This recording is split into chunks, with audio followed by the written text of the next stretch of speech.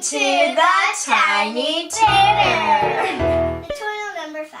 The word box. When do we do the word box, you ask? We do it after rereading. If you remember from our last reading tutorial, we taught you how important rereading is to build confidence.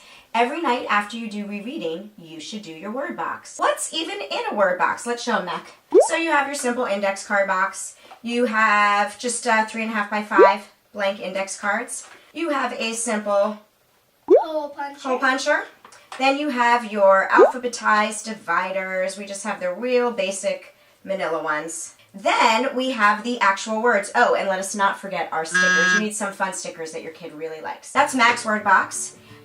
For kindergarten, maybe even first. As you all remember, she's 6 years old. This would be a word box for a younger student, 4 or 5, maybe TK, maybe kindergarten.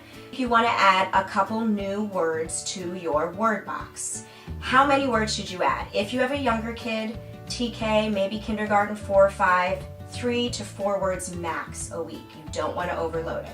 We want to keep that confidence, right? For a 6-year-old, maybe 7-year-old, kindergarten, first grade, you need maybe 5 to 6 words a week. Where do these words come from? Meaningful contexts, everybody. Meaningful context. You want to get words from words they hear every day.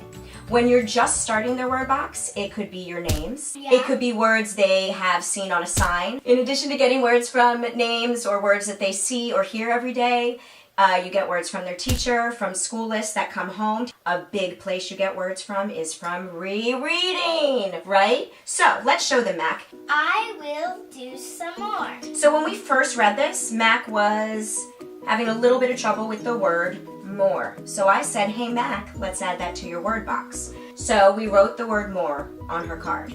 That's an example of getting a word from rereading. Let's talk about another place you get words. Okay, I can from new reading. What do you want to do first, Stuart?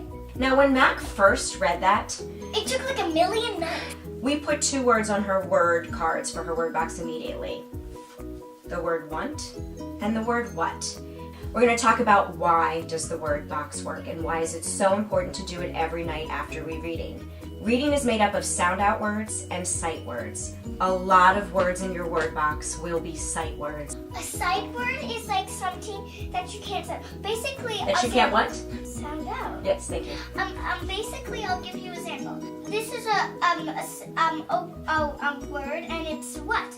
You can't sound it out. Look. What would happen if you sounded out what? Wat.